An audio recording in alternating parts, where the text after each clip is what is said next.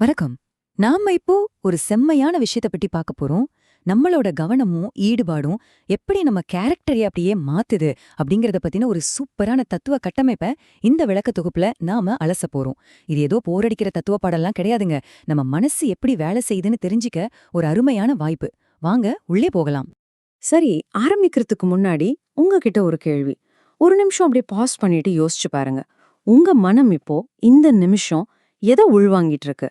உங்க அன்றாட மனப்பழக்கங்கள் என்ன? நம்மளே அறியாம சில விஷயங்கள, சில குணங்கள நம்ம மனசு அப்படியே ஸ்பாஞ்ச் மாதிரி உறிஞ்சிட்டு இருக்கோம் இல்லையா? அது என்னன்னு கவனிச்சிருக்கீங்களா?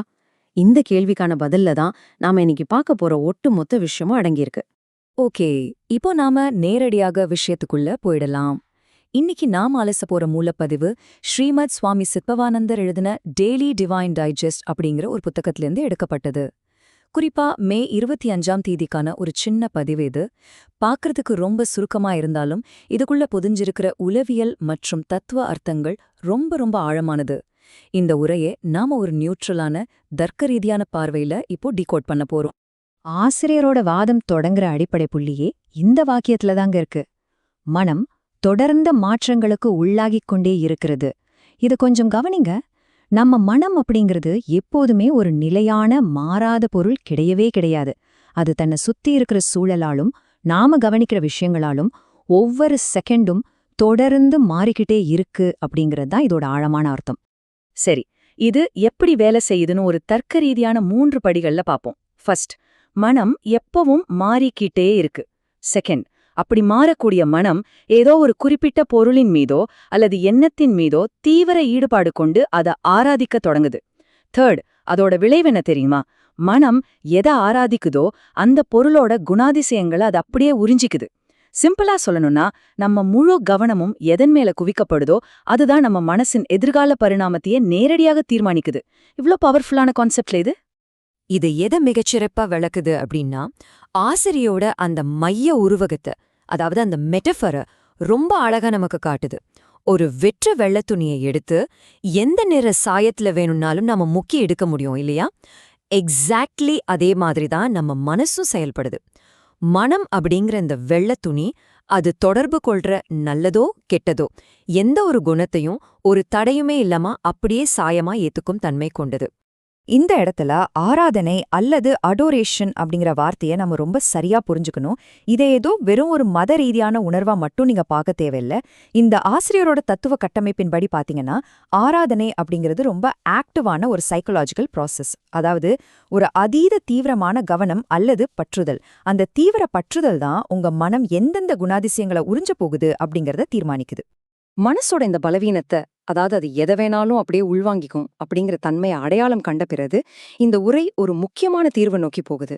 அது என்னன்னா, நம்ம மனம் எந்த சாயத்தை வேணாலும் ஏத்துக்கும் அப்படிங்கிறதுனால அதுக்கு முன்னாடி நம்ம வைக்கிற இலட்சியம் அல்லது நம்ம அதிகமா கவனம் செலுத்துற அந்த விஷயம் ரொம்பவே சிறந்ததாக இருக்கணும். நம்ம இலட்சியத்தை நாம மிகவும் விழிப்புணர்வோடும் கான்ஷியஸாவும் தேர்ந்தெடுக்கணும் அப்படிங்கிற கட்டாயத்தை இது ரொம்ப ஆணித்தரமா வலியுறுத்துது. இப்போ ஆசிரியரோட இந்த ஆன்மீக தர்க்கத்தை நம்ம கொஞ்சம் உடைச்சு பார்ப்போம். அவரோட வாதம் ரொம்ப நேர்த்தியா இருக்கு. முதலாவதாக, கடவுள் என்பவர் அனைத்து நன்மைகளின் இருப்பிடம் அல்லது அதோட களஞ்சியமாக நம்பப்படுகிறார்.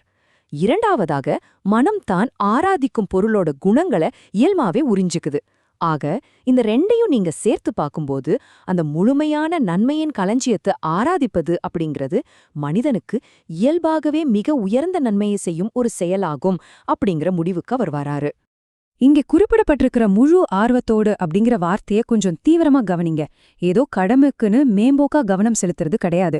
நாம ஒரு விஷயத்தின் மேல வைக்கிற அந்த கவனத்தின் தீவிரமும் அந்த அதீத உணர்ச்சி பூர்வமான ஈடுபாடுமே உண்மையிலே மனசை சுத்தப்படுத்துற அல்லது மாத்துற அந்த செயல்முறைய ரொம்ப ஃபாஸ்டா துரிதப்படுத்துதுன்னு இந்த உரை நமக்கு சுட்டிக்காட்டுது. சுவாமி சித்பவானந்தர் தன்னோட முழு வாதத்தையும் ஒரு சுவாரஸ்யமான வரலாற்று சான்றோட இங்க முடிச்சு வைக்கிறாரு. அதுக்கு அவர் யார மேற்கோள் காட்டுறாரு தெரியுமா? நம்ம பண்டைய தமிழ் புலவர் திருவள்ளுவர. மகான்கள் தங்கள் புனிதத் தன்மையை எப்படி அடைஞ்சாங்க, எல்லாம் வல்லவனை ஆராதிப்பதன் மூலமே அடைந்தார்கள் அப்படின்னு சொல்றதன் மூலமா இந்த நவீன உளவியல் கட்டமைப்பு நேற்றோ இன்றோ தோன்றினதில்லைங்க. இது பல நூற்றாண்டுகளா நம்மகிட்ட இருக்கிற காலத்தால் சோதிக்கப்பட்ட ஒரு தொன்மையால ஞானம் அப்படிங்கறத அவர் உறுதியா நிலைநிறுத்துறாரு. ஆஹா, இந்த முழுமையான விளக்கத்துக்கு பிறகு சுவாமியோட அந்த சாயமேற்றும் மெட்டஃபரையே நான் உங்ககிட்ட ஒரு கேள்வியா திருப்பி கேட்க விரும்புறேன். இன்னைக்கு நீங்க உங்க மனசுக்கு எந்த நிறத்தை சாயமாக ஏற்ற போறீங்க?